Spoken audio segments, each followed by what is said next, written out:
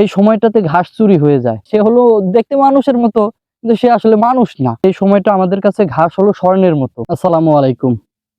এই প্রচন্ড গরমের মধ্যেও এই বিকেল বেলা চলে আসতে হলো মাঠে।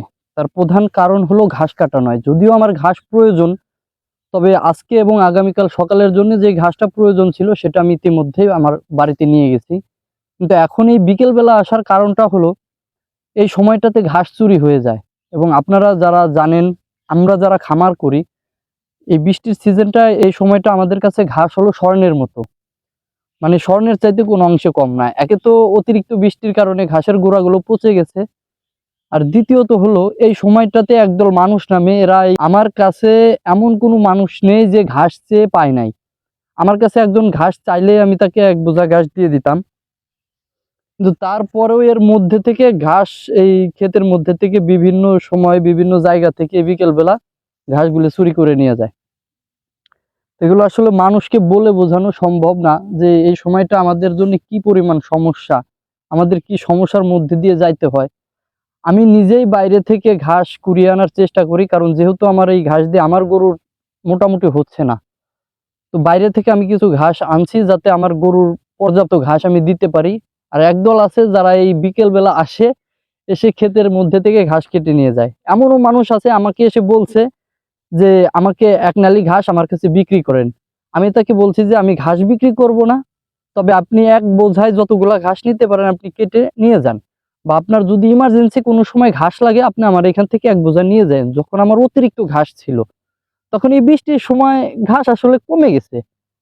মানুষ বোঝে না যে আমাদের এই সময়টা কি সমস্যার মধ্যে দিয়ে যাইতে হয়। তো আজকে ভোরবেলা থেকে দুপুর পর্যন্ত ধান লাগাইছি, যেহেতু আজকে শুক্রবার পবিত্র জুমার দিন। দুপুর পর্যন্ত ধান লাগিয়ে গরুর ঘাস কেটে বাড়িতে গেছি। এখন একটু বিশ্রামের সময়, এই সময়টাতে যেহেতু আজকে প্রচুর গরম পড়ছে, বিশ্রামের সময়, কিন্তু আসলে বিশ্রাম নেওয়া আর হচ্ছে না। এই গরমের মধ্যে ইতিমধ্যেই ঘেমে গেছি। আমাকে এখানে আরো আধা ঘন্টা 1 ঘন্টা থাকতে হবে। তো এই আধা ঘন্টা 1 ঘন্টা তো আর বসে থাকবো না, ঘাসই কাটতে হবে।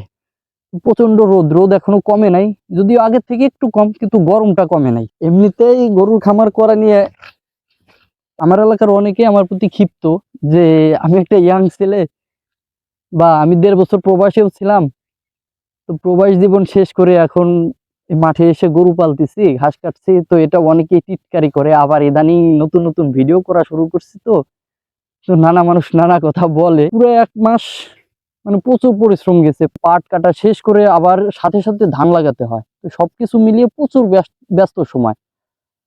তো দীর্ঘ 1 মাস এরকম ব্যস্ততার মধ্যে কাটালাম।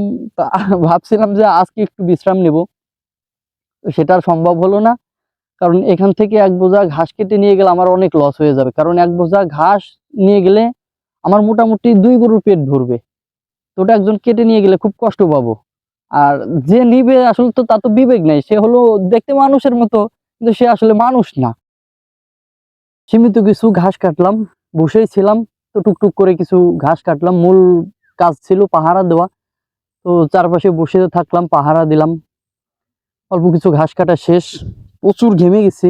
এটা বিষয় না, এটা আমাদের প্রতিদিনের কাজ, প্রতিদিনই এভাবে ঘামি, এটা আর সমস্যা হয় না। এখন যেহেতু ঘাস কাটতে আসছি, তো ভাবলাম যে ক্ষেতটাও আপনাদেরকে দেখাই। তো আসুন আপনাদেরকে আমার এই স্বর্ণের ক্ষেত দেখাই। এই হলো আমার ক্ষেত, পিছনে রয়েছে এই ঘাসগুলা শুরুতে কাটা, বৃষ্টির যখন ঘন বৃষ্টি তার আগে কাটা। এই ঘাসগুলা মোটামুটি বড় হয়েছে। এই ঘাসগুলা বৃষ্টির মধ্যে কাটা। এই ঘাসগুলার প্রচুর গোড়া, অধিকাংশই গোড়া মারা গেছে। এখানে আবার নতুন করে ঘাস লাগাতে হবে। কাজ কমে গেলে, বৃষ্টি শেষ হলে চিন্তা ভাবনা করছে এখানে আবার ঘাস লাগিয়ে দেবো। এর থেকে ছোট আরো 2টা ক্ষেত আছে। গত পরশুদিন দেখি ওইখান থেকেও এক বোঝা ঘাস একজন চুরি করে নিয়ে গেছে। তো বাড়িতে চলে যাচ্ছি, যেহেতু মাঠে আসছিলাম তাই আপনাদেরকে ভাবলাম আপনাদের সাথে ঘাসের ক্ষেতটাও শেয়ার করি। ধীরে ধীরে আরো কিছু আপনাদের সাথে শেয়ার করব।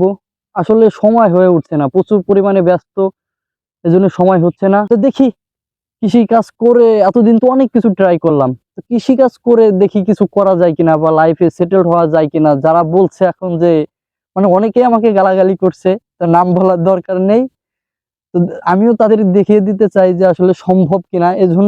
এজন্যই আমি মানে যে বসে থাকি না, আপাতত লেগে আছি, এর মধ্যে যান জীবন দিয়ে লেগে আছি। কারণ এখান থেকে যদি আমি কোনো কিছু করে বের হতে না পারি, তাহলে আত্মীয় স্বজন প্লাস এলাকাবাসীর কাছে মানে মুখ দেখানোটা কষ্টই হবে, কারণ এখান থেকে ব্যর্থ হওয়ার আর উপায় নেই, এখান থেকে কিছু করেই যেতে হবে। তো ভিডিওটা এতক্ষণ দেখার জন্য ধন্যবাদ। আসসালামু আলাইকুম, ভালো থাকবেন সবাই।